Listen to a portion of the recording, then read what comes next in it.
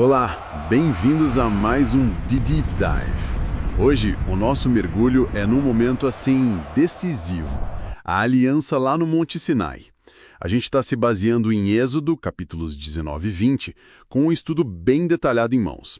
E a nossa missão aqui, sabe, é tentar ir um pouco além do óbvio.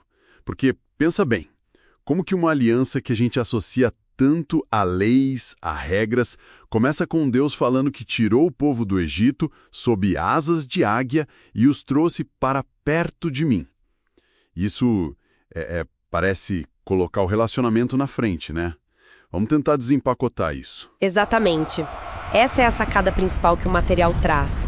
A aliança, que em hebraico é Beit, ela é muito mais que um simples contrato legal, sabe? É um pacto, assim, relacional. Os estudos até comparam, é interessante isso, comparam a estrutura lá de Êxodo 19 com aqueles tratados antigos, tipo entre um rei poderoso, o suzerano, e os seus súditos, os vassalos. Ah, sim, lembro disso. Aqueles tratados de suzerania. Isso. E nesses tratados, a fidelidade mútua era o ponto central. A linguagem que a gente vê em Êxodo 19, versículos 3 a 6, reflete muito esse modelo. Sugere que Deus estava, de certa forma, usando um formato que eles conheciam, um formato de compromisso sério, para estabelecer essa relação única com Israel. E o ponto de partida é sempre Deus, né? Fica muito claro que a iniciativa é dele. Ele primeiro liberta o povo do Egito, isso está lá em Êxodo 19:4, antes de sequer propor aliança. É um ato de pura graça que fundamenta tudo que vem depois. E as palavras que ele usa em Êxodo 19, versículos 5 e 6, minha voz, minha aliança, minha propriedade peculiar. Esse termo segulã é forte, né? Muito forte. Segulá indica um tesouro particular, algo exclusivo que não se pode alienar. É como se Deus dissesse, vocês são meus de um jeito especial. E para quê? Qual o propósito disso tudo? Torná-los um reino de sacerdotes e uma nação santa. Isso faz um eco lá da promessa para Abraão, né? De ser uma bênção, uma luz para as nações. Exatamente. Conecta tudo. E olha, a preparação para esse encontro com Deus no Sinai, que está descrita lá em Êxodo 19 também, foi algo, assim, muito intenso. Teve purificação, limites físicos bem claros ao redor do monte, ninguém podia ultrapassar. E tudo isso culmina na teofania, aquela manifestação sensorial de Deus, com trovões, relâmpagos, a nuvem densa, o som da trombeta fortíssimo. Os textos indicam que isso não era só para causar medo, claro que impunha respeito, mas era para gravar a santidade de Deus na mente deles. E também a seriedade do compromisso que eles estavam assumindo. E claro, validou Moisés como o intermediário ali. Faz sentido.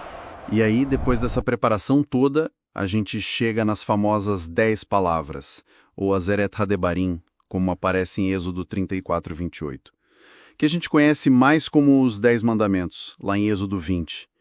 E aqui, os materiais que a gente consultou apontam para algo que realmente desafia aquela visão comum da lei como sendo só externa, só regras a cumprir. Sim.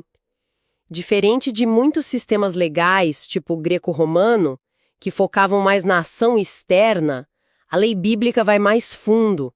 Ela olha para a intenção, para o coração. Isso é algo que os profetas, como Jeremias, já destacavam, né?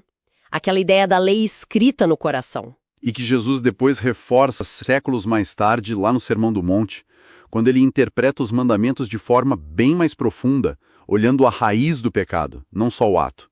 Isso muda bastante a perspectiva, né? Muda completamente. E é fascinante, veja bem, como o próprio decálogo, as 10 palavras, começa lá em Êxodo 20, versículo 2, lembra da libertação.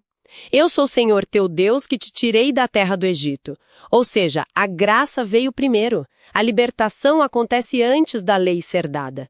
Então a lei não é um meio para conseguir a salvação, entende? Mas sim um guia, um direcionamento para viver a partir dessa salvação que já foi resgatada pela graça. Entendi. É um mapa para quem já foi resgatado. Perfeito! E as fontes detalham várias funções importantes dessas palavras. Elas funcionam, por exemplo, como uma cerca de proteção. definem um espaço seguro de liberdade. Também agem como um espelho. Isso é importante.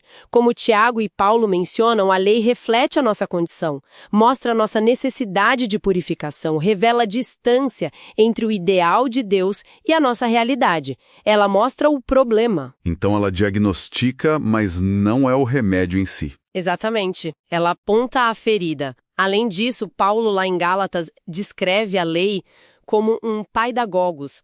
Era tipo um tutor, um guia na época, que conduzia a criança até o mestre. A lei nos mostra a nossa incapacidade de cumpri-la perfeitamente por conta própria e assim nos conduz a Cristo, aponta para a necessidade da graça. E tem mais uma camada que eu acho incrível. A palavra hebraica dabar, que é traduzida como palavra em 10 palavras, também pode significar promessa. Promessa? Como assim? Pois é, uma perspectiva interessante, citada nas fontes, baseada numa interpretação de Ellen G. White, sugere que os mandamentos podem ser vistos não só como ordens, mas como 10 promessas. Tipo, são comandos que já vêm com o poder divino embutido para a gente conseguir cumprir. Ordens que habilitam. Nossa, isso muda tudo. E levanta aquela questão clássica, né, que as fontes também trataram. Qual a relação de Cristo com essa lei toda? Ele veio para acabar com ela? Ótima pergunta. A análise de Romanos 10.4 é chave aqui. O texto diz que Cristo é o telos da lei. E telos, em grego, não significa só fim no sentido de término, sabe? Mas principalmente objetivo, propósito, meta final. Então, Cristo não veio anular a lei, mas cumprir o propósito mais profundo dela. Ele é a chave para entender o verdadeiro significado da lei. A graça que ele oferece não joga a lei fora de jeito nenhum. Pelo contrário, ela transforma o nosso coração e nos capacita pelo Espírito Santo, como já era prometido lá em Ezequiel, a ter uma obediência que nasce do amor, e não mais daquela obrigação pesada. Certo, ficou claro. Então, fazendo um resumo rápido do nosso mergulho. A aliança no Sinai foi, antes de tudo, um convite de Deus para um relacionamento próximo, baseado na graça da libertação que ele já tinha dado. E as 10 palavras, os mandamentos, longe de serem só regras frias, funcionam como um guia para a gente florescer nessa liberdade que ele deu, um espelho para a gente se enxergar e talvez até por essa ótica das fontes, como promessas de que Deus nos ajuda a viver segundo a sua vontade. É isso. Exatamente isso. O que nos deixa com a provocação final, talvez, para nossa reflexão pessoal, né? Se a gente começar a encarar os mandamentos não só como uma lista de nãos, de proibições, mas como dabarim, palavras de Deus que carregam também a promessa da sua ajuda, do seu poder para a gente vivê-las, como será que isso poderia, assim, reconfigurar nossa forma de ver a obediência e a nossa caminhada espiritual no dia a dia? Fica aí a questão, uma questão bem instigante sobre a vontade de Deus e o poder dele na nossa vida.